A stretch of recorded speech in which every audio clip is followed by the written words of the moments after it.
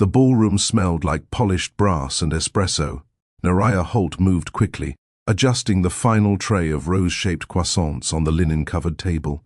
Her hands were steady, but her heart had been playing tug-of-war with her ribs all morning. It wasn't nerves. It was history. This catering gig wasn't just another order for Holt's sweet things. It was the most exclusive contract she'd ever landed, serving brunch for a regional tech summit backed by one of the most powerful financial firms in the country, the same firm where she once worked. The same firm led by Bronx Callahan. Her past, her silence, her son's father. She hadn't seen Bronx in 9 years. Not in person. Not since the day he walked into the office and pretended their night together never happened. He hadn't looked back. And she hadn't reached out. She didn't want this collision, but she wouldn't run either. Naraya straightened up, wiped her hands on her apron, and glanced at her watch. Staff check-in was done. Food was ready. Service crew was prepped. All that remained was, "Mama, I put the name cards out like you said." Her son's voice rang from the far end of the ballroom. Naraya turned sharply. "Carter, remember what we agreed." Carter stopped mid-step, holding a silver tray and wearing a crooked tie. "Sorry. Just wanted to help. I know, baby, but not so loud. This isn't one of our community fairs. These folks don't play." He nodded, then tiptoed toward the prep station like a little ninja, grinning as he passed. Naraya sighed.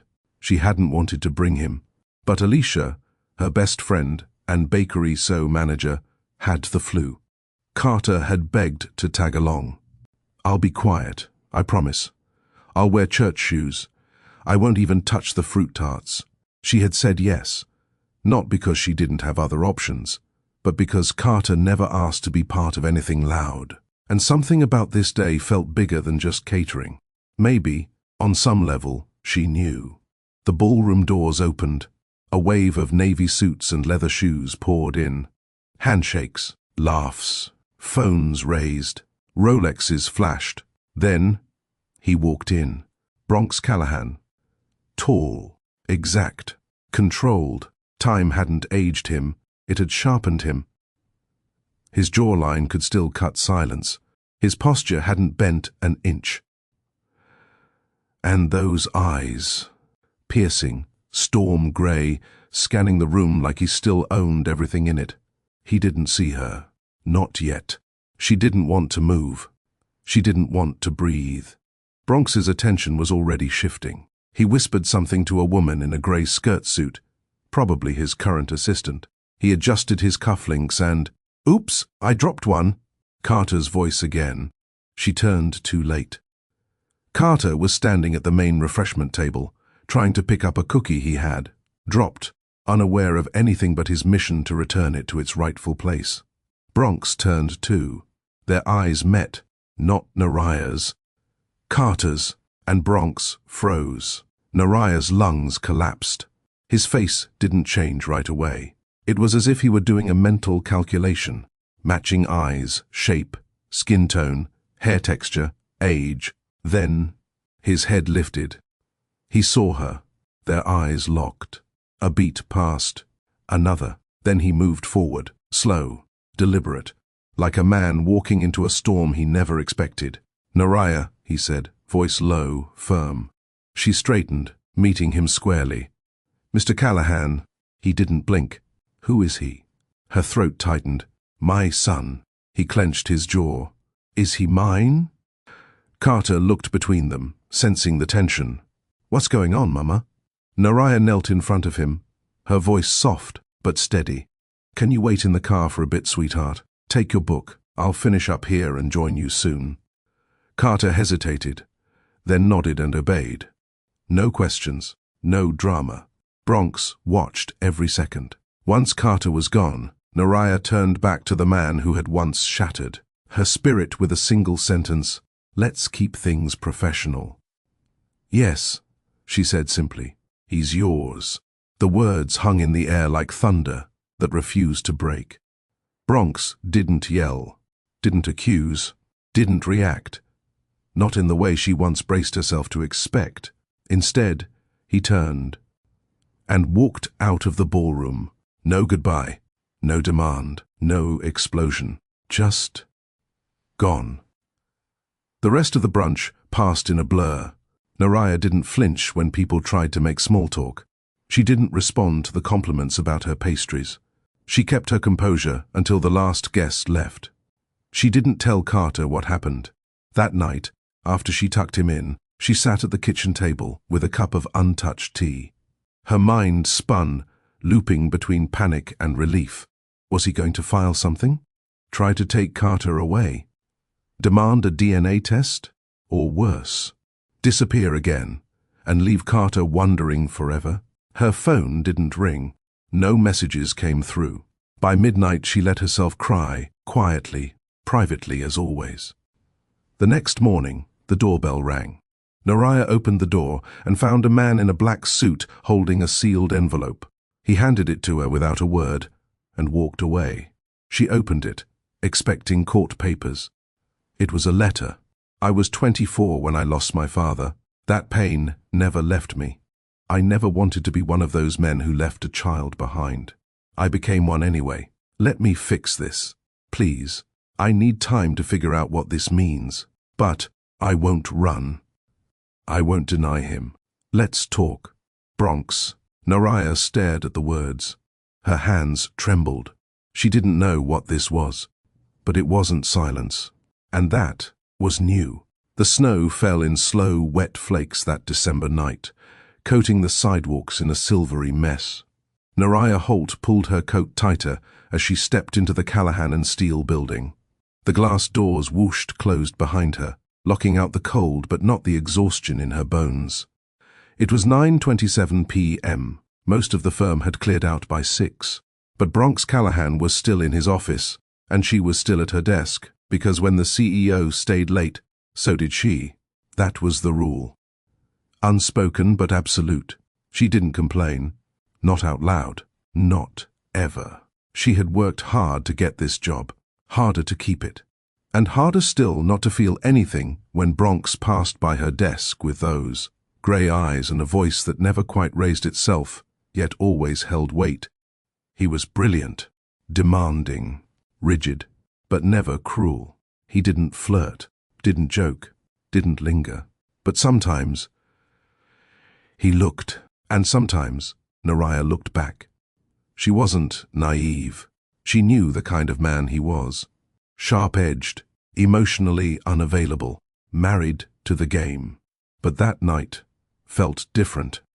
He'd called her into his office around 10:15 to revise a funding deck. It should have taken 15 minutes. It took an hour. Not because the work dragged, but because something shifted. They talked, really talked, about his beginnings, her family, how they both came from places where success felt like a rumor, not a destination. She laughed at something he said about cold coffee being the true currency of Wall Street. He smiled, fully, for the first time. The tension that had always lingered between them thickened. Not loud, not messy, just present. At 11:43, she stood to leave. He stood too. Their eyes met across the desk. Neither moved, until Bronx took a step forward, and Naraya didn't step back. The kiss came without warning, firm, intentional, real. His hand brushed her waist. Her fingers curled into his blazer. For once, there were no filters, no agendas, no roles, just two people, unmasked. The next morning, reality returned like a slap. Naraya came in early, heart racing, unsure what to expect. Bronx walked past her desk just before 8. He didn't look at her, didn't nod, didn't speak. In the meeting, he addressed her as Ms. Holt. No one else noticed, but she did. Afterward, she knocked on his office door. He didn't look up. What do you need? She hesitated. About last night. He flipped a page in his folder. Let's keep things professional. Silence. Just like that. He turned the moment into dust. Naraya left his office with her throat tight, and her pride holding back tears.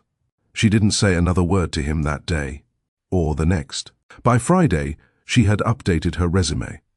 By the following week, she'd given notice. She never told HR why.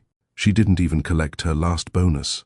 She packed her things in a quiet box and walked out of Callahan and Steele, unseen and unheard. It wasn't until 2 weeks later that she realized her body felt off. Not sick, not tired, just different. She took the test alone. Positive. A part of her wanted to tell him, just once. Not for reconciliation, not even for support, just so she wouldn't carry the truth alone. But then she remembered his voice. Let's keep things professional. So she kept it private. She packed up her tiny New York studio, rented a U-Haul, and left for North Carolina. No announcement, no forwarding address. She didn't need child support from a man who couldn't offer her eye contact. She needed peace, and a place to raise her child without shame. Naraya found a quiet duplex on the edge of Raleigh and took the first remote customer service job she could land. She budgeted every dollar. She bought second-hand baby gear. She watched her belly grow in silence. No baby showers, no visitors, no shared sonograms. When Carter was born, she stared at him for 3 full minutes before she cried. Because he had Bronx's eyes. Not just the color, but the intensity. Even as an infant, Carter had a gaze that saw too much. Still, he was gentle, calm. He giggled often, slept deeply, clung to her pinky like it was his lifeline. She promised herself 2 things. 1, Carter would never feel like he was a burden. 2, Bronx would never make him feel like he was a mistake. So she never spoke Bronx's name again. Not to Carter, not to anyone. And for years, it worked. Until that ballroom. Until Carter's eyes met the man he didn't know was his father. And the man stopped breathing. Back in the present, Naraya folded the letter Bronx had sent and slid it back into the envelope. Her fingers trembled. She didn't know if she could trust this version of him. He wasn't cruel, but absence had its own violence. Yet something about that note didn't feel performative. It felt raw. It felt like regret. She walked to her bedroom window, stared out at the early morning mist, and whispered the words she hadn't allowed herself to feel in nearly a decade. I wasn't nothing to you. Not a mistake. Not a line crossed. Not a professional lapse. She had mattered, at least for a night. And now, what came next? She didn't know. But this time, she wouldn't hide. Have you ever walked away from someone? Not because you stopped caring, but because they stopped seeing you? Naraya chose silence, not out of fear, but out of self-respect. And now, years later, fate has forced her and Bronx back into the same room. If you've ever had to choose between protecting your heart and speaking your truth, drop a comment below. We want to hear your story. Don't forget to like this video if you believe in second chances, and subscribe to Mr. Charles Stories for more powerful stories that reflect real life, real choices, and real consequences. The office had never felt this cold, not in temperature, in energy. Naraya sat at her desk, typing up a report she'd already finished hours ago. Anything to avoid thinking. Anything to avoid looking at the closed door of Bronx Callahan's office 10 feet away. He hadn't said another word since that morning. No text. No, are you okay? No, can we talk? Just silence. She'd tried to convince herself that maybe he was busy, that maybe he was processing what had happened between them, that maybe, just maybe, it meant something. But every hour that passed without a single glance from him chipped away at that hope. And by Friday afternoon, the message was clear. There would be no next time. Only the memory of what should have never happened. The elevator chimed behind her. Voices laughed, footsteps passed. End-of-week energy buzzed around the building. But inside Naraya, the stillness hurt. She opened her email, drafted her resignation. She didn't finish it, yet. She just needed to see if he'd say anything. The office holiday party happened that evening. Naraya didn't go. She stayed late, wrapping up invoices, cleaning her desk slowly, savoring the routine one last time. By 7:30, the building was almost empty. That's when Bronx walked out of his office. Her back stiffened. She didn't turn. "Ms. Holt," he said without emotion, "I sent you an updated brief for Monday's presentation. Please check it tonight." She turned slowly. He didn't meet her eyes, didn't reference what had happened between them 4 nights ago, didn't speak like someone who had touched her with intention, who had whispered her name like a secret. He was her boss again. That was all. "Yes, sir," she said, her voice calm but hollow. He walked away, and that's when she knew he wasn't going to address it. Not then, not ever. It wasn't just rejection. It was erasure. That weekend, she submitted her resignation. She didn't offer a reason. She didn't wait for a counter. She gave 2 weeks. Long enough to not raise eyebrows, short enough to protect her dignity. Bronx didn't respond, not even an acknowledgement. He signed it through HR and sent it back with a simple "approved." She packed her things in silence. No one asked why she was leaving. They assumed she got a better offer. Let them. Let them think she was climbing. They didn't need to know that she was crawling away from heartbreak. Naraya's last day was on a Wednesday. It rained. Of course it did. She took the subway home with 1 box in her lap, holding a mug, a few pens, and a small photo of her younger brother who passed away before she moved to the city. No trace of Bronx Callahan came with her. She didn't cry. Not on the train. Not when she opened the door to her apartment. Not even when she placed the box on the floor and sat beside it, staring at the ceiling. She had nothing left to say. She had crossed a line with a man who had no intention of meeting her halfway. 2 weeks later, she felt off. Not sick, just unsettled. Her body was tired. Her moods wobbled. She tried to blame the stress. She tried to sleep more, eat better, but something deeper was shifting. When she stood at the sink one evening, rinsing a bowl, she caught her reflection in the kitchen window, and something in her face looked different, softer, fuller. The realization hit her like a train. The test was positive, clear as day, pregnant. She sat on the bathroom floor with the result resting on her knee. Tears didn't come right away. Shock stood in the doorway first. She was 25, alone, and pregnant by a man who had made it abundantly clear that their night meant nothing. Bronx wasn't cruel. He was calculated. He wouldn't yell. He wouldn't react. He would strategize, control, neutralize, and she wouldn't let that energy near a child. She didn't hate him, but she didn't trust him, and no part of her wanted to beg him for support. So, she didn't tell him. She called her landlord the next day, gave her 30-day notice, found a sublet in Raleigh through a college friend, packed her life into 3 duffel bags, 2 boxes, and a used car with 90,000 miles on it. She didn't leave a trail. No goodbye email, no call to HR, no note to Bronx. Just a clean break, the kind you make when you finally understand that your dignity is worth more than a response. The drive south was long. Snow turned to slush. Slush turned to rain. She played old R&B songs to calm her nerves. She touched her belly sometimes, wondering what kind of mother she would be. She wasn't rich. She wasn't powerful. She wasn't fearless. But she was consistent, and she would give that to her child. Love in stability, safety in silence. She stopped halfway through the drive in a small motel just outside Richmond. She stared at the ceiling, hands folded on her stomach, and whispered, "You're not alone." That night, she slept better than she had in months. By the time she arrived in Raleigh, her decision was final. This baby would have a name, a life, a home, but no father figure who only showed up when it was convenient. She would not let Bronx Callahan haunt her future the way he had shadowed her past.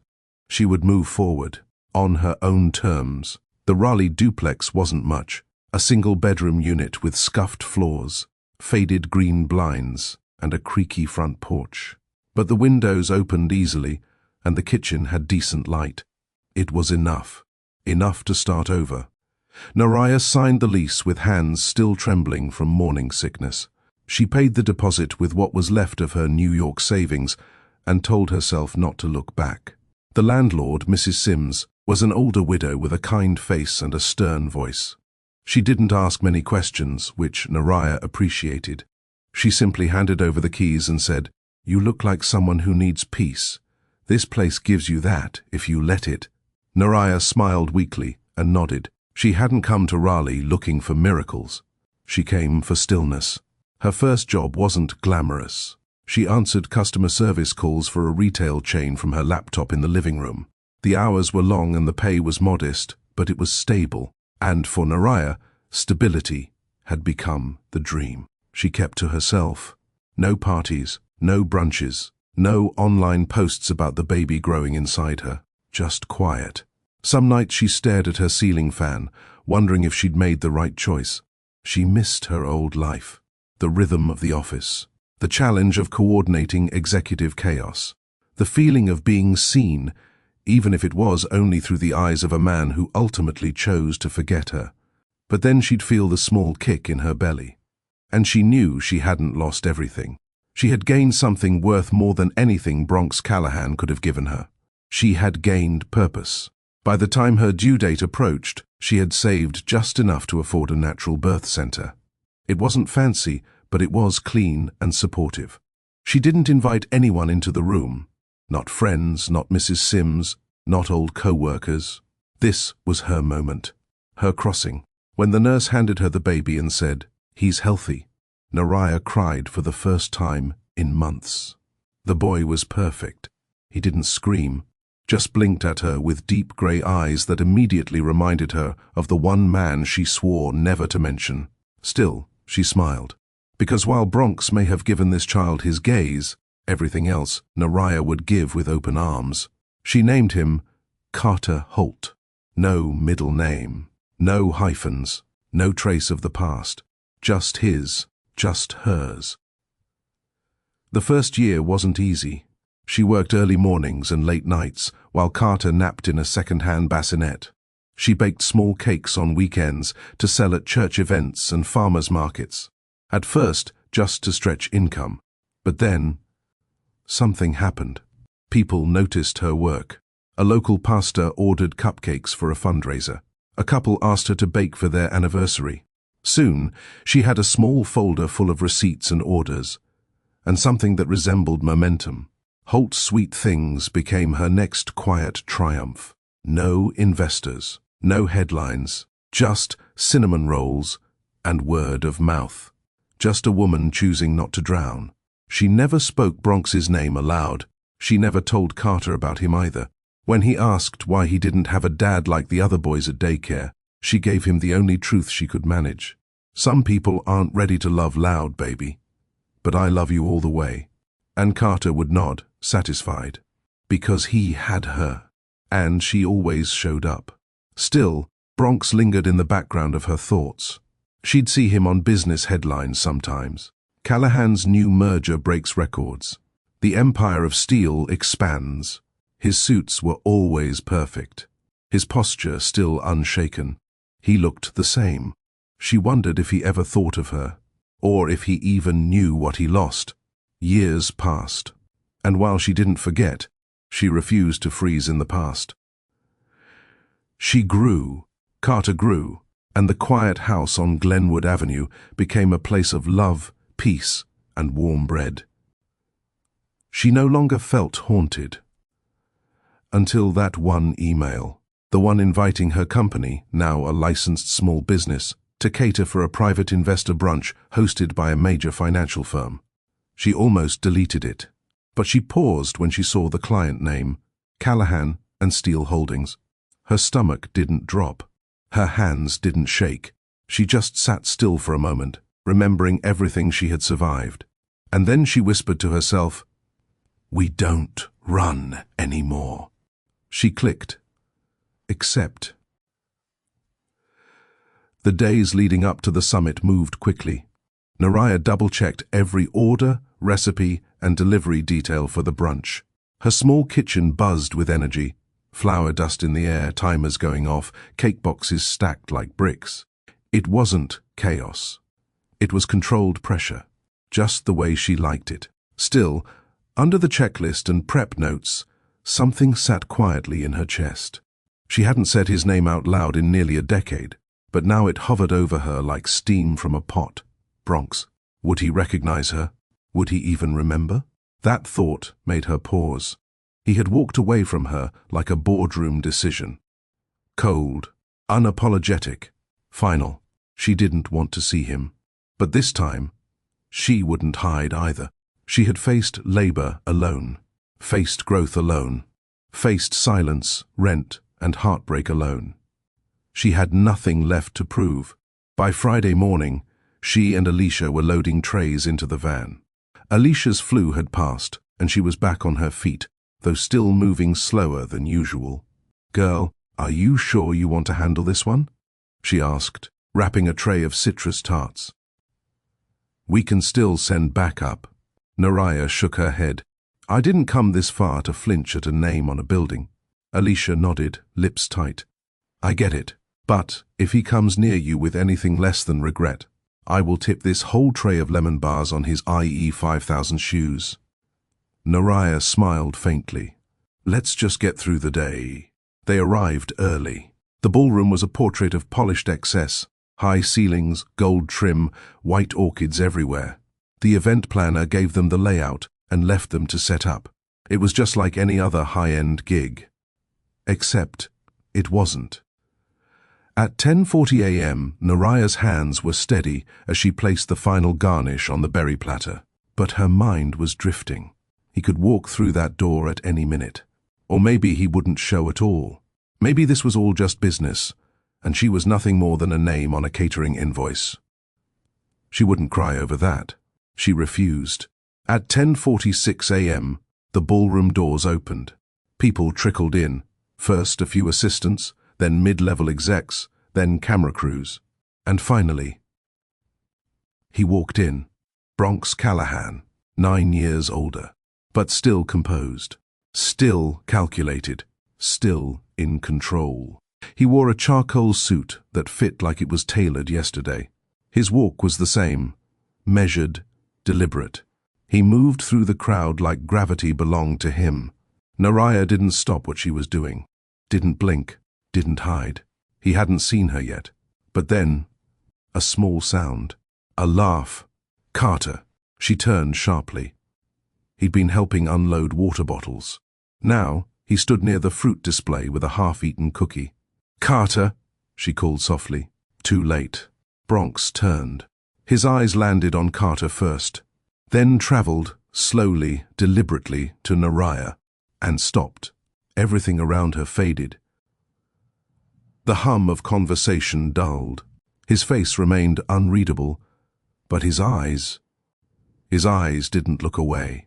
She stood straight, calm, prepared. He stepped forward. One step, another, a pause. Then, low and clipped, he spoke. "Naraya." She didn't blink. "Mr. Callahan." He looked back at Carter, then again at her. The silence stretched. "Who is he?" he asked, voice lower now. "My son," she said plainly. Bronx's jaw tightened. "Is he?" "Yes." There was no tremble in her tone, no apology, just truth. Carter, sensing the tension, walked toward her. "Mama, everything okay?" Naraya placed a hand on his shoulder. "Go help Alicia in the back, please." He obeyed, no questions asked. Bronx watched him walk away. Then he turned back to her. His expression didn't shift, but his chest rose, once heavily. And without another word, he turned and walked out of the ballroom. Alicia came rushing in seconds later. "What happened?" Naraya stared at the now closed doors. He saw him. Alicia's mouth parted. And Naraya exhaled. He didn't yell. Didn't say much at all. That's either really bad or the beginning of something you're not ready for. I don't know yet, Naraya said, but inside, something was moving. And it wasn't fear. The knock came just after 9 a.m. Naraya wasn't expecting anyone. Carter was still asleep, curled on the couch with a blanket and a dog-eared book he'd begged to keep reading last night. The TV hummed quietly with cartoons on mute. She was in the kitchen rolling out dough when she heard it again. 3 sharp knocks. She wiped her hands on a towel and walked to the door. A man in a black suit stood outside, holding a white envelope. He didn't speak. He just nodded once, handed it to her, and walked away. No signature on the envelope, no stamp, just her name in clean handwriting, Naraya Holt. Her hands hesitated. She knew who it was from. She opened it anyway. I was 24 when I lost my father. That pain never left me. I never wanted to be one of those men who walked away from his child. I became one anyway. I don't expect you to understand what I was thinking then. I barely do. But I need to say this plainly. I won't disappear. I won't deny him. I don't want lawyers. I don't want headlines. I don't want to make demands. I want to talk about him, about us, about what's possible, even if the answer is nothing. You didn't deserve to carry this alone. Let me at least start with honesty. Bronx. Naraya sat down on the steps of her porch. The letter trembled slightly in her hands, not because of anger, but because it didn't sound like the man she remembered. Bronx didn't write things by hand. He didn't apologize. He didn't admit failure. But this wasn't polished. It was stripped bare. She stared at the last line again. Let me at least start with honesty. Something twisted in her gut. Was it guilt? Was it the years of raising Carter without help finally catching up with her? Or was it something simpler? Something scarier? Hope. She didn't respond right away. She didn't owe him that. Instead, she went about her day, baking, delivering, checking invoices. Alicia stopped by in the afternoon, saw the envelope on the counter, and raised an eyebrow. So, he sent word? Naraya nodded. He wants to talk. And are you going to let him? Naraya stared at the note. I haven't decided. Well, Alicia said carefully, I know you don't want Carter caught in anything confusing. But if Bronx is serious, if this isn't about control or PR or pride, then maybe you at least hear him out. Naraya looked up. And if he breaks that boy's heart after I let him in? Alicia didn't blink. Then we'll make sure you're strong enough to catch every piece. That night, Naraya sat at the end of her bed, staring at her phone. She didn't have Bronx's number anymore. Or maybe she did. She had never tried to delete it. She opened the old thread. Blank, since the day she left. She typed 3 words. We can talk. Then she hit send. No emoji. No punctuation. No heart left open. Just an offer. Just a door. Not wide open, but not locked either. The next evening, Bronx called. No assistant. No scheduling email. Just his number flashing on her screen while she stood in her kitchen wiping down the counter. She let it ring once. Twice. 3 times. Then answered. Naraya, he said. His voice was steady but not cold. She took a breath. I got your letter. I meant every word. A pause. I believe you, she said quietly. Another pause. I'd like to start slowly, he said. No expectations. No disruptions. I don't want anything confusing for Carter, she said. Neither do I. She folded a dish towel. So, what do you want? To get to know him, he said, and, eventually, to earn the right to know you again, too. Naraya's hand tightened around the edge of the counter. She didn't reply right away. Finally, she said, let's focus on Carter first, and hung up. She didn't realize how much her chest had been holding in until that moment. She wasn't ready for anything romantic. Not yet, maybe not ever. But she wasn't running anymore, and he wasn't hiding either. And for now, that was enough. Naraya picked the cafe, not him. She made that clear. No house visits, no casual drop-ins. no surprises.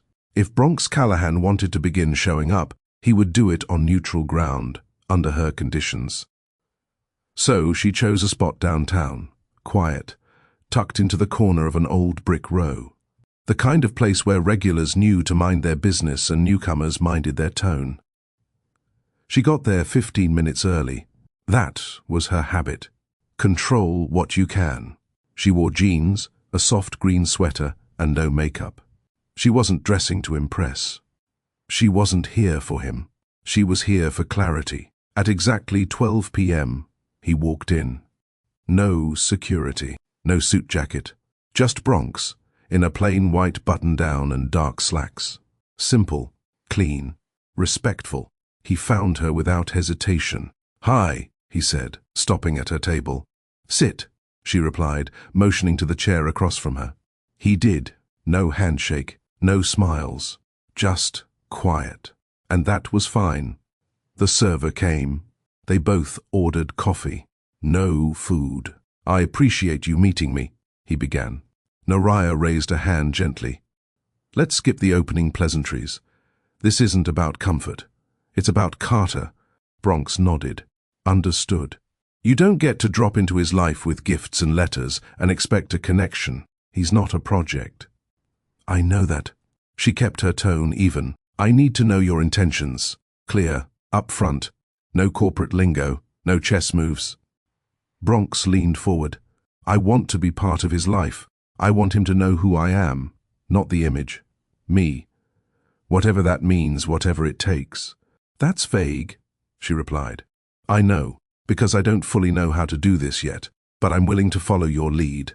His lead. That made her pause. She hadn't expected that level of restraint. Bronx always led. That was his entire brand. Yet, here he was, offering to follow. It felt sincere, and somehow that made her angrier. Because where was this man 9 years ago? Where was this voice when she had swollen ankles, unpaid bills, and a screaming newborn in her arms? She didn't voice that thought. Not yet. Instead, she asked, "Why now? What changed?" Bronx sat back, his fingers laced. "I saw his face," he said softly, "and I felt shame. Not fear, not panic, just shame." Naraya stared at him.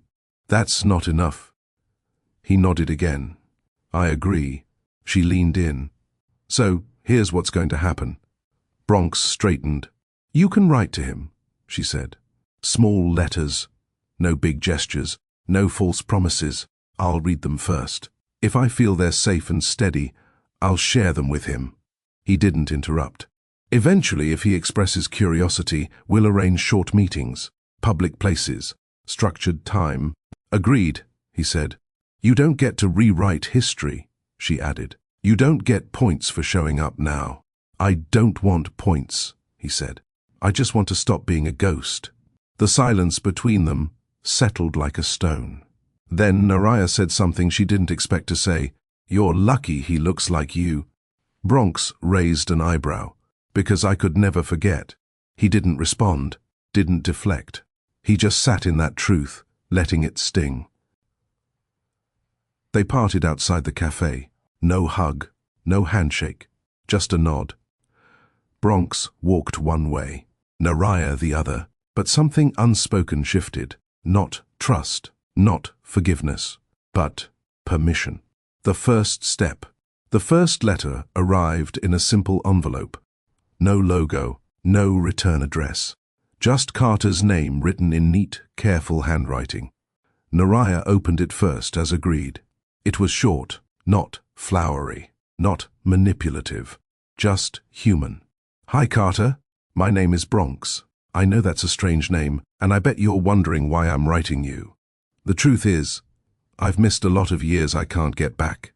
And I'm not here to act like that didn't happen. But if you're willing, I'd like to get to know you. I heard you like puzzles. I do too. My job is kind of like solving big, messy ones all day. If you ever feel like writing back, I'd be honored to read it."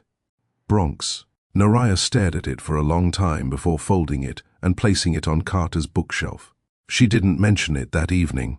She waited until he asked, and 3 days later, while brushing his teeth, Carter did. "Mama? Who's Bronx?" She kept brushing, calm. "A man who wants to get to know you. He wrote you a letter." Carter wiped his mouth. "Is he, like a friend?" "He's someone from before you were born." Carter blinked, then nodded. "Okay." He didn't ask more. That was enough. The second letter came a week later.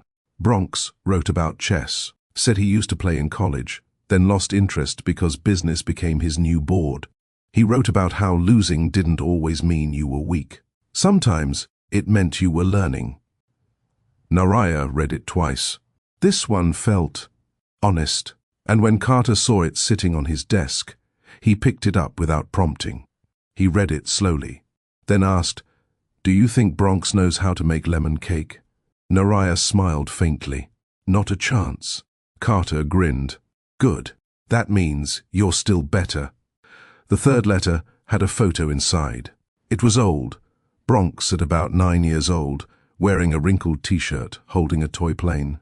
He looked different. Not sharp. Not cold. Just normal. The back read, "That's me. I used to want to be a pilot." Funny, right?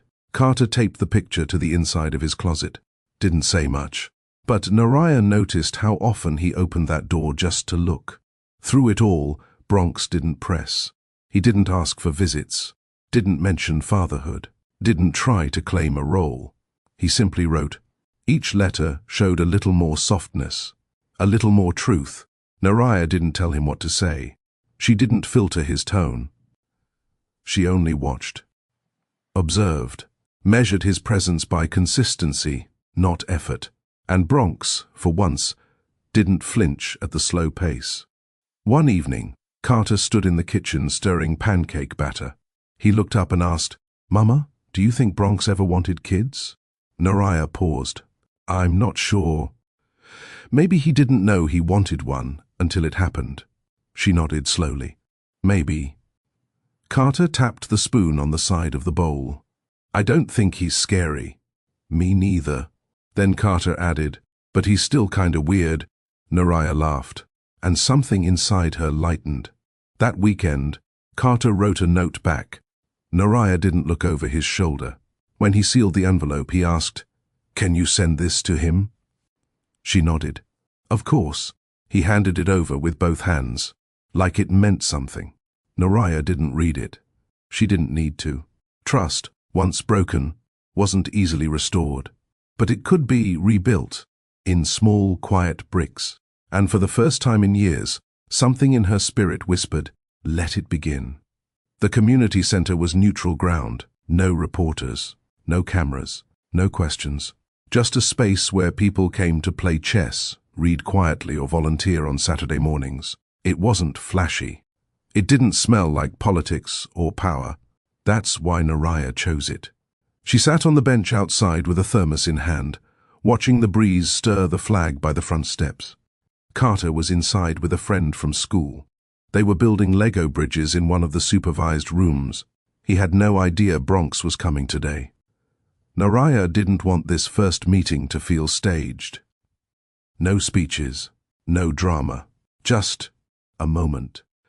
Bronx arrived at 10:07 a.m. No entourage.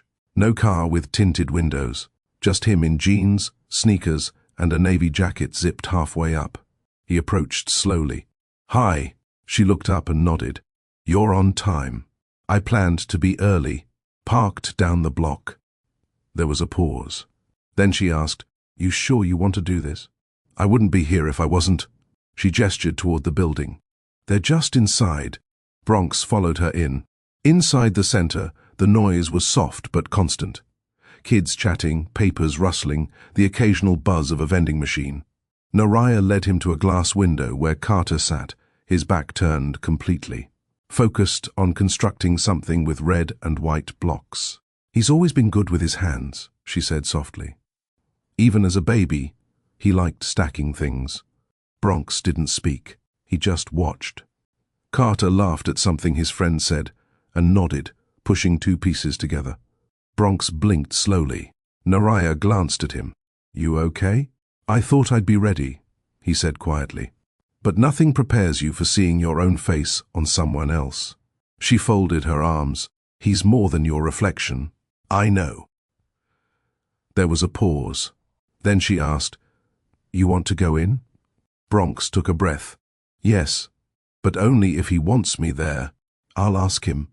Carter looked up from the Lego table as Naraya stepped inside. Hey, baby, can you come with me for a minute? He stood. Sure. In the hallway, she knelt to meet his eyes. Remember how you've been writing letters with Bronx? Carter nodded slowly. Yeah. Well, he's here. Carter's eyes widened. Here? Yeah. Outside. He'd like to say hello, but only if you want to. Carter hesitated. Will it be weird? He asked. It might, she said honestly, but you don't have to stay long. Carter looked down, picked at the hem of his shirt, then said, Okay, I'll say hi. Naraya kissed his forehead. I'll be right there. Bronx stood when Carter walked into the room. His posture was perfect, but his eyes were softer than Naraya had ever seen them. Carter approached slowly. Hi, Bronx gave a small smile. Hey, Carter. I'm glad to meet you. You're taller than I thought. That made Bronx chuckle. Guess the camera doesn't show everything. They stood in silence. Carter shifted his weight. Bronx cleared his throat. Thanks for writing me back. Your story about the science fair was really cool. Carter brightened. You liked that? Absolutely. That catapult project was genius. I had to do it twice, Carter said. First one exploded. Explosions build character. Carter laughed. Naraya watched from the corner, arms crossed, shoulders slightly relaxed. The moment was delicate, but not broken. They sat down together, talked about simple things, games, books, a recent trip Carter took with his school group. No heavy talk. No, I'm your father. Just presence. When it was time to go, Carter looked at Bronx and said, You can come again if you want. Bronx's eyes softened. I'd like that. Naraya walked Carter out. He skipped ahead toward the car. She turned to Bronx. You did fine. I wanted to say more. You said enough. They stood there, not saying anything else. And that silence felt earned. Bronx kept his word. He didn't flood their days with grand gestures. He didn't push his way into Carter's routines or try to make up for 9 years in 9 days. Instead, he showed up. Once a week, he met Carter at the community center. Sometimes they played chess. Sometimes they sat side by side and built model airplanes from kits Naraya allowed. Carter didn't call him Dad. Bronx never asked him to. And Naraya? She watched carefully. Always from a distance. Always measuring. She didn't trust easily. Not anymore. But trust wasn't something Bronx asked for. He was building it with silence and consistency. One afternoon, Carter got frustrated while painting a miniature rocket. The glue wouldn't hold. The color bled into the lines. He threw the brush down, breathing hard. This is stupid. Bronx didn't scold him. He just leaned forward and said calmly, You can walk away now, or you can wait until it dries and fix it later. Carter didn't answer, but 10 minutes later he was back at the table, sanding the edge of a fin. Bronx never mentioned it again. Naraya watched from the hallway, arms crossed. She didn't say it out loud, but that day something shifted. This wasn't a man showing off for credit. This was a man learning how to father, one quiet failure at a time. At night, Carter talked about Bronx like he was someone from a book he was trying to understand. He says he never ate breakfast when he was little. He says he always wanted a dog. He says his mom used to braid his hair when he was 5. Can you believe that? Naraya just listened. She answered when asked, but mostly, she let Carter build his own conclusions. That was the plan. Let the boy decide for himself. Let the man prove himself without help. One Saturday, after dropping Carter at a friend's house, Bronx offered to walk Naraya back to her car. They hadn't been alone in weeks. It felt strange, unfamiliar, familiar. How's work? she asked. Same beast, he said. Different leash. Still chasing the next merger? He smiled faintly. I'm starting to wonder what I've missed while chasing. She didn't answer that. He looked at her sideways. You don't talk much when I'm not around him. I talked a lot once, she said. Didn't get me anywhere. Bronx nodded slowly. That's fair. They reached her car. She unlocked it, but didn't open the door. He stood still, watching her. I don't expect you to forgive me, he said. But I hope you keep letting me show up. She met his gaze. I haven't stopped you yet. It wasn't an invitation, but it wasn't a goodbye either. That night, she sat alone on the porch, tea in hand. Carter was asleep. The air was quiet. For the first time in a long time, she didn't feel like she was carrying the weight of two people by herself. She still had walls. She still had doubts. But something about Bronx's slow rebuild felt less like an intrusion and more like accountability. It wasn't love. Not yet. But it was beginning to look like redemption. What would you do if someone from your past returned, not with excuses, but with effort? Naraya isn't ready to forgive, but she's learning to watch. And Bronx? He's learning that presence speaks louder than promises. Have you ever had to rebuild something slowly, one small step at a time? Drop a comment and share your journey. Let's talk about what healing looks like when it's quiet. And if this story speaks to you, don't forget to like this video and subscribe to Mr. Charles Stories. New stories, real lessons. Rain tapped against the roof in a soft, steady rhythm. Naraya stood at the screen door, mug in hand, watching droplets pool on the sidewalk. The streetlight cast a faint glow over the pavement, making the whole block look like it had been rinsed clean. It had been a long day. Carter was in bed early after a school presentation. The house was finally still, but Naraya couldn't sleep. Not yet. Her phone buzzed on the entryway table. A message from Bronx. Did Carter tell you about the robot he drew for me? It had rockets for legs. I'm still laughing. Naraya read the message once, then twice. He didn't ask to come over, didn't cross any boundaries, just shared a moment, like someone who knew the value of presence over pressure. She replied simply, he wouldn't stop talking about it. Less than a minute later, he's smart and kind. That's all you. Naraya stared at those words. She wasn't used to compliments that didn't feel like currency. After a moment, she wrote back, you're showing up. That's you. She didn't expect a response, but the next buzz came with one word. Thanks. A few minutes later, headlights swept across her porch. She blinked, confused. The car parked, engine cut off, door opened. Bronx. He approached slowly, umbrella in hand, staying close to the edge of the overhang. She opened the screen door before he could knock. I didn't text to come over, he said quickly. I was just driving, ended up near here. She studied his face. No pressure in his eyes, just presence. She stepped aside. You're already here. They sat on the porch in silence for a long time. He didn't ask to go inside. She didn't offer tea. They just listened to the rain. I don't think I've ever sat still this long in years, he finally said. That's your problem, she replied. He smirked. The silence fell again, but this time it was easier. No tension, just air. I missed this, he said, almost like he regretted saying it out loud. Naraya looked at him. There is no this to miss, she replied gently. He nodded slowly. I know, but sitting here with you, it reminds me of something I wish I hadn't walked away from. She didn't soften, but she didn't cut him off either. He leaned forward, elbows on his knees. I don't expect anything, Naraya. Not romance. Not some perfect ending. Good, she said. But if there's space to be real with each other, just real. I want that. She sipped from her mug. The heat calmed her hands. He continued.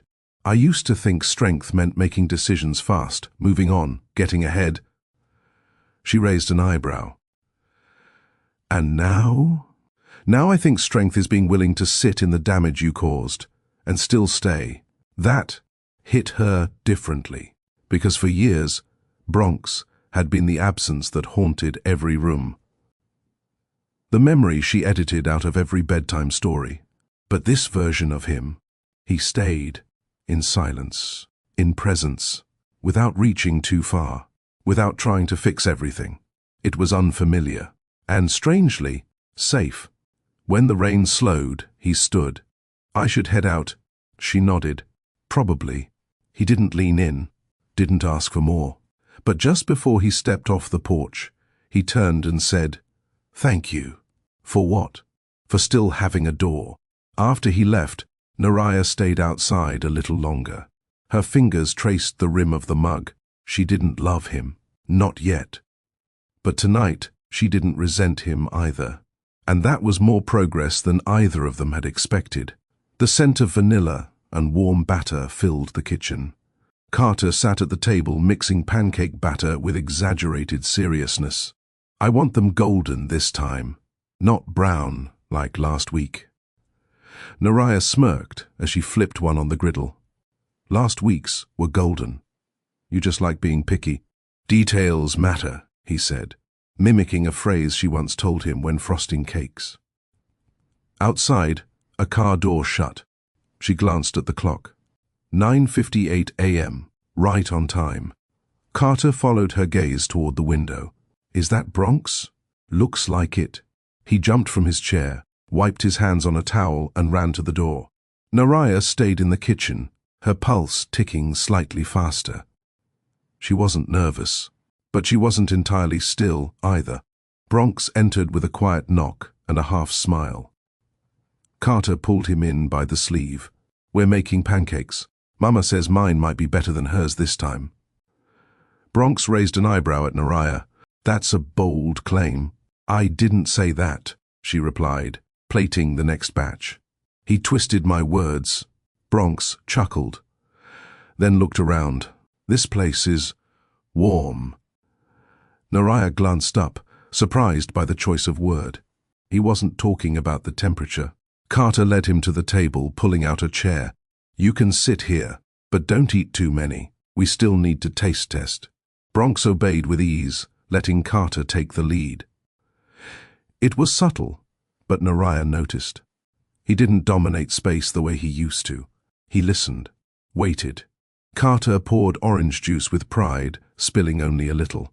Bronx caught the cup, steadied it without flinching. Naraya sat down with a quiet sigh. "You're getting good at this." "At pouring juice?" he asked. "At knowing how to stay in the room." They ate together like it wasn't new, like it wasn't layered with unspoken questions and quiet forgiveness. Bronx asked Carter about school, not just grades, but what he enjoyed. What bored him, what made him curious. Carter answered with honesty, not hesitation. "Do you like numbers?" Bronx asked. "Only when they help me win in Monopoly." Bronx laughed. "Fair enough." Naraya watched Carter closely. He was settled, not overexcited, not confused. Just present. That mattered. After breakfast, Carter ran to grab a comic book he wanted to show Bronx. Naraya began clearing plates. Bronx joined her by the sink. "You don't have to help," she said. "I want to." They stood side by side, the hum of the faucet between them. "He's a good kid," Bronx said softly. "He's steady," she replied. "That didn't come easy." He nodded, rinsing a plate. "You did everything I didn't." She paused, then said, "Yes, I did." He didn't shrink from it, didn't defend himself, just said, "Thank you for not poisoning him against me." "I didn't do that for you." "I know." There was a long silence. Then Bronx asked, "What about us?" Naraya wiped her hands. "What about us? Do you think there's room to talk? Beyond Carter?" She turned to face him. "I'm not ready to let you in again, and I don't know if I ever will be." He nodded slowly. "That's fair. But," she added, "you're not who you used to be. And I'm not either. So we talk," he said, "just as people. If you can manage to talk like one." He smirked, working on it. Carter returned, comic book in hand, launching into a full-page description of some battle scene. Bronx sat beside him, listening like it was the most important story he'd heard all week. And Naraya stood in the doorway watching them. Her walls were still up, but for the first time, they didn't feel like armor. They felt like boundaries she had built by choice, not fear. And for once, Bronx wasn't trying to climb over them. He was simply waiting. Outside, patient, present, that alone was something. The sky was soft with the promise of spring. Naraya walked beside Bronx through the park near Carter's school. The sidewalks were lined with budding trees, their petals still hesitant after the cold. Carter was inside the building finishing a robotics workshop. Bronx had asked to walk her home after drop-off, but she'd countered with a walk instead. It felt safer than sitting across from each other again. She kept a modest pace. He matched it without speaking. It had been 3 months since the day in the ballroom. 3 months since he saw Carter for the first time. In that time, Bronx had shown up, consistently, quietly, and without expecting a reward. No titles, no claims, just presence. And yet, there was one thing he hadn't asked. Not once. "You've never asked why I didn't tell you." Her voice broke the silence between their footsteps. Bronx glanced at her. "I didn't think I had the right."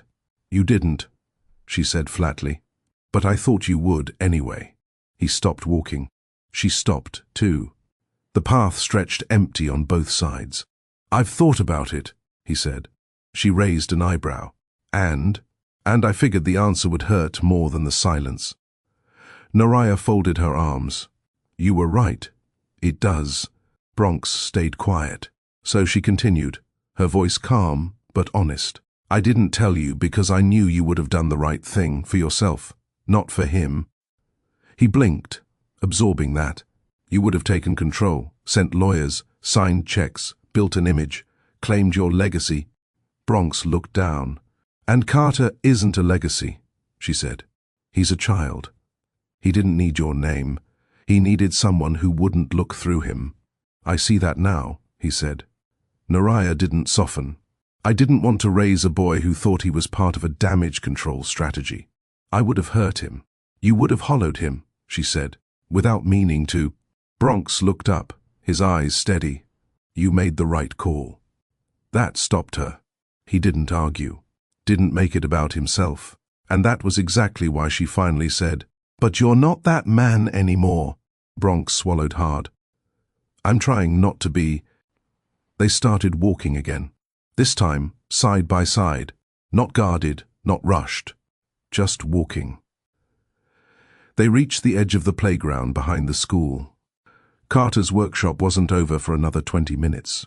Bronx leaned on the fence, watching the empty swing sets sway. "I thought I had time," he said. "Back then. Time to build more. Time to circle back. Time to choose what mattered later." Naraya nodded slowly. "That's the lie ambition tells us," she said. "That love will wait while we're busy." "It didn't wait for me." "No," she replied, "but it found a way to exist without you." Bronx turned to her. "I'm not trying to reclaim the past." "Good," she said, "because the past isn't up for grabs." Another silence passed. But it wasn't bitter. It was earned. Bronx reached into his coat pocket and pulled out a folded envelope. "I wrote this weeks ago," he said. "I've rewritten it 4 times, almost threw it away." She didn't take it immediately. He didn't force it into her hand. "It's not a request, it's just me, honest. No defense, no pitch." She accepted it quietly. "Don't read it now." "I wasn't going to." They both smiled, barely, but it was the first one they'd shared since before their lives split into 2 timelines. The school bell rang in the distance. Carter's voice echoed a few minutes later, laughing, light. He ran down the steps, backpack bouncing. Bronx stood up straight. Naraya slid the envelope into her coat, and just like that, the conversation ended. But the door it opened didn't close. The house was quiet again. Carter was asleep, sprawled across his bed with one sock halfway off and his mouth slightly open. A science project sat untouched on his desk. He'd said he'd finish it tomorrow. Naraya stood at her bedroom window, Bronx's letter still unopened in her hand. She had waited all day. Waited until the dishes were done, until the lights were low, until the silence gave her room to face it. She sat on the edge of her bed and slowly unfolded the page. Naraya, there's no right way to begin this, so I'm going to speak to you the way I should have 9 years ago, directly. You didn't deserve my silence back then, and Carter didn't deserve my absence, but I can't undo either. I can only own them. I didn't walk away because I didn't care. I walked away because I didn't know how to care the way you deserved. I chose control. I chose the boardroom. I chose my version of strength. And in doing so, I lost the only real moment of connection I ever had outside of a deal. You once told me that you admired people who could stay calm under pressure. I used to think that was me, but now I see I wasn't calm. I was closed. You were the one who stayed steady. You were the one who showed up, not just for Carter, but for yourself. That kind of strength doesn't fade. It deepens. I don't expect you to invite me back into your life. I don't expect love. I don't even expect comfort. I'm writing this because even if we never become more than co-parents or cautious friends, you deserve the words I never gave you when it mattered most. I'm sorry. Not because I got caught in time, not because it looks good on paper, but because I remember the way you looked at me that morning in the office, hopeful and human, and I responded like a machine. You didn't break. But I see now that I did. You held up something that I let fall. And the fact that you're still willing to let me walk beside Carter, even for a short stretch, is more grace than I've earned. If there's a version of this life where I can be a good presence for him, and maybe, one day, a better one for you, I'll keep showing up until that door closes or cracks open. Whatever choice you make, I'll respect it. But I wanted you to know, you were never forgettable. You were never a mistake. You were the moment I wish I'd been man enough to choose. Bronx. Naraya didn't cry. She'd cried enough over him in the past. But she did exhale, slowly, because for the first time, the words she needed didn't arrive late. They arrived with intention. She folded the letter carefully and placed it inside a drawer, not to forget it, but to hold it safely. Not everything had to be decided tonight, but for the first time, her heart didn't recoil at the idea of someday. She got under the covers, turned off the light, and whispered to the dark, I see you now too. Naraya moved slowly through her kitchen, not because she was tired, but because the silence finally felt gentle. The window was open. Birds chirped outside. The warm breeze smelled like spring and cinnamon. She poured herself a cup of coffee and leaned against the counter, staring at the blank space above the stove. For the first time in a long time, the future didn't feel like something she had to guard herself against. It felt like something she had permission to shape, not around Bronx. Not for Carter, but for herself. He had shown up, again and again. No demands, no manipulation, just consistent, steady presence. It wasn't dramatic, it wasn't romantic, but it was real, and in its own way, healing. She hadn't responded to his letter yet. Not directly, but the silence between them now wasn't punishment. It was reflection. She needed that. Still, today felt like a page was ready to turn, and she knew exactly how to start it. By mid-morning, she texted him, If you're free this afternoon, Carter and I are walking to the lake trail. You can join. No emoji. No suggestion of anything more, but it was a step. Bronx replied within minutes, I'd like that. I'll meet you there. The walk was simple. Carter rode ahead on his scooter, stopping every few feet to point out birds, sticks and clouds that looked like angry potatoes. Naraya chuckled. Bronx did too. They stayed behind him, talking in stretches, walking in others. I almost moved to Austin last year, he said at one point. She glanced at him. Why didn't you? Because something told me the real work I needed to do wasn't in another city. Naraya nodded. Sometimes the hardest work is staying still. They reached the bench by the lake just as the sun broke through the clouds. Carter sat on the grass nearby, tossing pebbles. Bronx looked at her carefully. I don't want to make this complicated. You already did, she replied. But you're simplifying it now. He took that in with a soft nod. Then she added, I'm not ready for anything serious. Not a title, not a timeline. I'm not asking for that. She looked at him directly. But I'm open to seeing where this goes. If it goes anywhere. Slowly, privately, on my terms. He nodded once. Whatever you're comfortable with. Her eyes narrowed slightly. This isn't me inviting you back in. It's you opening a window, he said, finishing the thought. She didn't confirm. She didn't deny it. But she did say, we start with friendship. That's it. He smiled faintly. That's more than I ever thought I'd get. She looked away. And smiled too, just enough. As they headed back, Carter zoomed ahead on his scooter again. Bronx turned to her. Do I get to buy him ice cream? Only if you buy me one too. Deal. They didn't talk after that. They didn't need to. Because sometimes progress doesn't need fanfare. Just forward motion. It started with a simple question. Carter had been unusually quiet during breakfast, poking at his eggs with the back of his fork.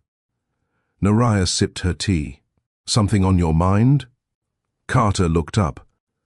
Can Bronx come over for dinner? She blinked. He added quickly, not for anything big, just food at our table. Naraya paused. She hadn't expected that. Not from Carter. Not this soon. She folded her napkin and leaned her elbows on the table. Why now? Carter shrugged. I don't know. He's funny. He listens. And he doesn't treat me like I'm little. That last part made her smile. All right, she said slowly. We can do that. Carter's face lit up. Can I tell him? Go ahead. Later that day, Bronx texted her. Are you sure? She replied, he asked. I listened. Don't overthink it. He answered with one word. Grateful. They set the table that Friday evening like it was a holiday. Carter folded the napkins. Naraya lit a small candle and pretended it was for ambience, not nerves. Dinner was simple. Herbed chicken, roasted vegetables, a pan of cornbread. Nothing fancy. But it felt big. When Bronx arrived, he carried a bottle of sparkling apple cider and a nervous look he tried to hide. Naraya opened the door and stepped aside. Come in, he did, carefully, like a man walking on ground he didn't want to crack. Dinner went better than she expected. Carter did most of the talking, school stories, science jokes, a long tangent, about how he thought raccoons were secretly smarter than humans. Bronx laughed easily. But he didn't dominate. He listened, reacted, asked thoughtful questions. Naraya barely spoke, but she watched everything. The way Bronx refilled Carter's glass without being asked. The way he waited until everyone had food before taking a bite. The way he thanked her, not once, but twice. It was unfamiliar, but not uncomfortable. After dinner, Carter ran off to his room to grab a game. Naraya stood by the sink rinsing plates. Bronx joined her, rolling up his sleeves. You don't have to, she began. I know. I want to. They worked in silence for a moment, passing dishes, rinsing, drying. Then he said, this meant a lot. She didn't look at him. It wasn't a romantic gesture. I know. I'm not doing this for us. I know that too. She finally looked at him. But it doesn't mean it didn't matter. Bronx nodded, and for a second, his eyes held something that looked like peace. As he put the last dish in the drying rack, Carter reappeared. Next time, you should make your lemon cake again, Mama. Bronx hasn't had it yet. She glanced over. You planning another dinner already? Carter grinned. Maybe. Bronx raised his hands. Only if I'm invited. We'll see, Naraya said, wiping her hands. But her voice didn't shut the door. It cracked the window, just enough. That night, after Carter was tucked in and Bronx had gone, Naraya stood in the hallway with the lights low and the letter still tucked in her drawer. She didn't pull it out. She didn't need to. She remembered every word. And for the first time, those words didn't ache. They simply existed, like a bridge she could now walk across. On her own terms. They hadn't planned it. The dinner, the walk, the conversation. It happened because Carter had been invited to a sleepover. Because the air was warm. Because Bronx showed up 5 minutes early and waited on the porch like he wasn't sure if he'd be let in. Naraya opened the door and stepped aside without a word. They shared leftovers, nothing fancy. Ate at the table like two people who knew silence well enough not to be afraid of it. When the dishes were done, she asked, "Want to walk with me?" And he said yes. They strolled past quiet homes under fading sunlight. No crowds, no wait, no deadlines, just a rhythm between footsteps and shared memory. Bronx slid his hands into his pockets. "This city is quieter than I remember." "It's quieter than New York. It's steadier than I was," he added. She looked at him but didn't comment. Because the man beside her now wasn't the one who left her with silence all those years ago. This man wasn't trying to fix the past. He was learning to live with it. And that mattered more than all the apologies in the world. They passed the corner coffee shop, the bookstore, the little park where Carter once scraped his knee and didn't cry. Then Bronx said quietly, "You know, I used to wonder if that night meant more to me than it did to you." Naraya slowed her pace. "I told myself it didn't matter," he continued, "that it was a mistake, that crossing that line was weakness." She stayed quiet. "But I was lying." He stopped walking, turned to her. "It wasn't a mistake." Her breath caught. "I told myself I didn't feel anything, so I wouldn't have to face how much I did." She looked at him now, not with softness, but with clarity. "Bronx, I don't need you to rewrite that night." "I'm not trying to," he said. "I'm trying to be honest about who I was, about who I am now." She crossed her arms, not in defense, but in grounding.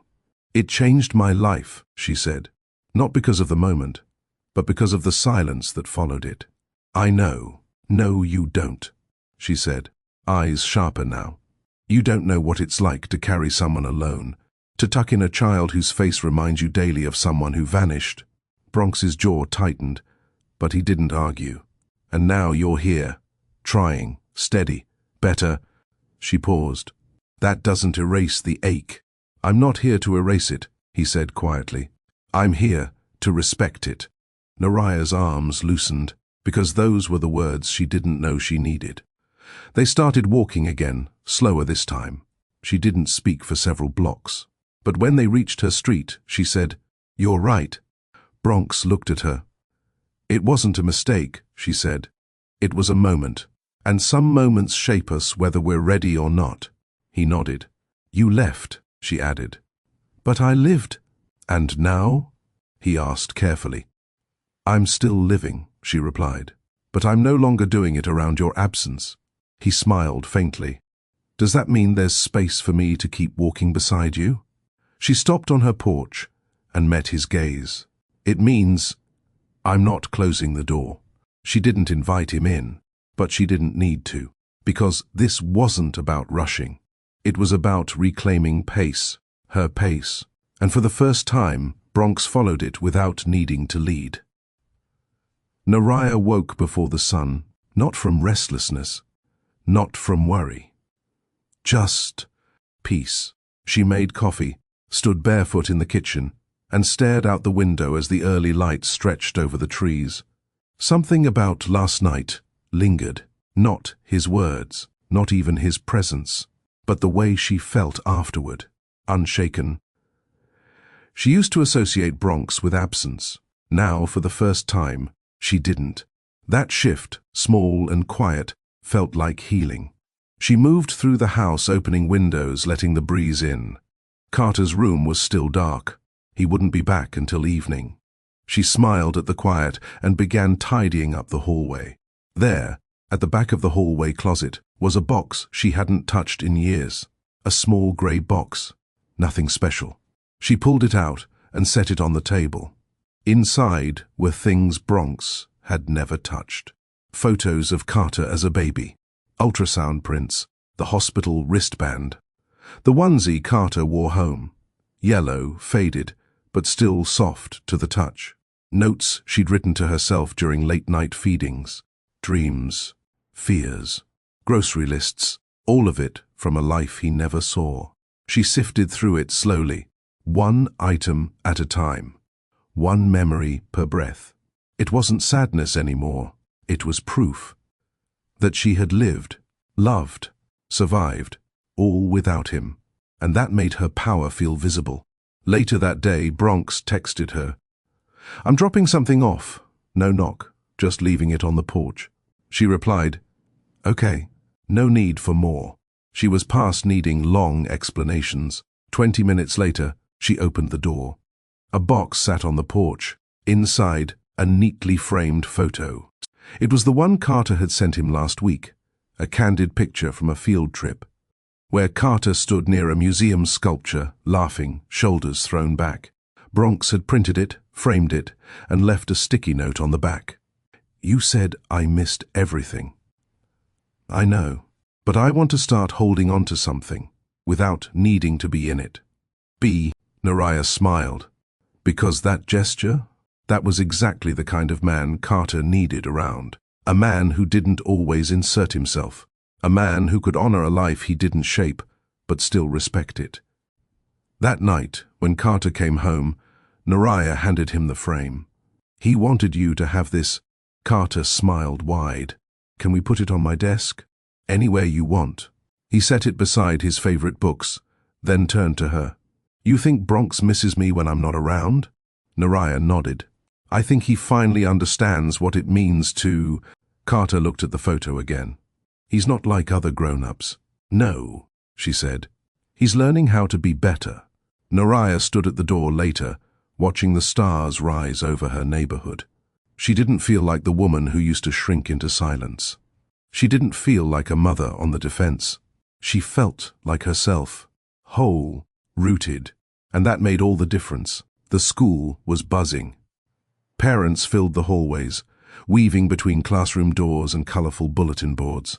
Student artwork hung proudly, and the scent of cheap punch and cookies floated through the air. Naraya stood near the back of Carter's classroom, arms loosely folded as she watched him explain his project, a solar-powered miniature house, to a group of curious adults. He was confident, focused, unbothered by the noise. He carried himself with a presence that didn't need loudness. She smiled. He got that from her. Bronx arrived just after the presentation started. He stayed near the doorway at first, quiet, respectful of the space. He wore a clean black button-up and jeans. No suit, no tie, no fanfare, just him. As promised, when Carter saw him, his eyes lit up. But he didn't run to him. He finished his explanation, answered 2 more questions, and only then walked over with a smile. "You made it." "Wouldn't miss it," Bronx said. Carter looked at his mom for a second, like silently checking if this was still okay.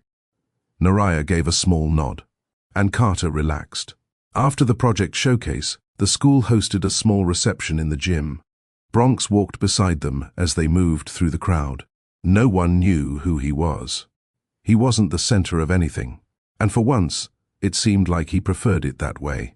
Naraya stood next to the snack table, watching Carter talk with his teacher. Bronx came to stand beside her. "I've never seen him this confident," he said softly. She nodded. "That's not confidence, that's comfort. He knows who he is." Bronx looked down. "I'm glad I didn't ruin that." She turned to him. "You didn't make him, so you don't get to take credit or blame." He looked up, meeting her gaze. "That's fair." There was a pause. Then he said, "You made a whole world without me. I had to." He nodded. "And I see that now," he said. "Not as something I lost, but something I'm lucky to even be invited into." That was the shift. Not his presence, not his effort, but his humility. It wasn't performative. It was earned. and Naraya felt it like a soft click inside her chest. Later, when they were back home, Carter asleep and the house quiet, Naraya stood outside on her porch. Bronx hadn't come inside. He hadn't asked to. But before he left, he said, "If there's ever a night where I'm not just allowed but wanted, let me know. I won't assume." She hadn't responded then. But now, she stood under the stars, phone in hand. She didn't send a long message. Just 4 words. "You can come in." And when he arrived minutes later, he didn't knock. He waited at the door. She opened it. Let him pass through. Closed it behind him. No words exchanged. Not yet. But something inside both of them settled. Because love, when earned, doesn't need to be loud.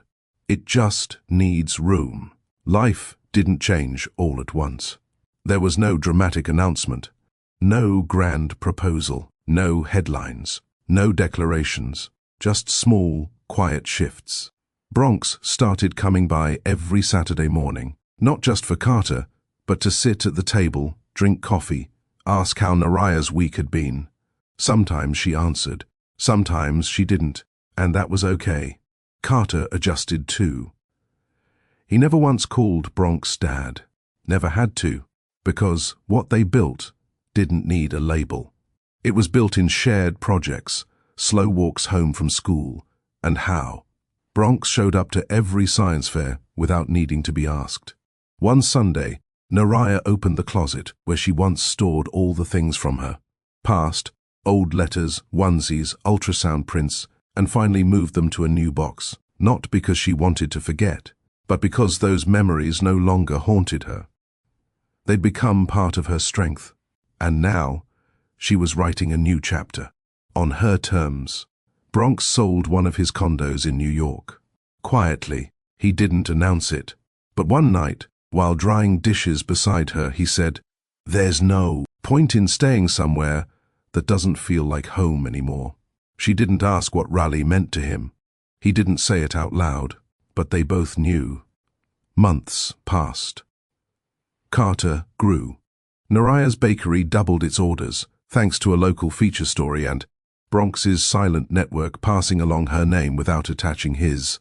And one night, while sitting beside her on the porch, his jacket draped across her shoulders, their hands resting on the same armrest, Bronx said something simple.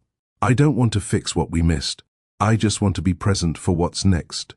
And that, more than any apology, was what made her lean her head gently against his shoulder. Not surrender. Not fantasy. Just peace. In the end, it wasn't about love finding them again. It was about 2 people who had once hurt each other deeply learning. That love, real love, isn't loud, isn't rushed, and isn't perfect. It's a choice, every day. And together, they kept choosing. Not because they had to, but because now they knew how.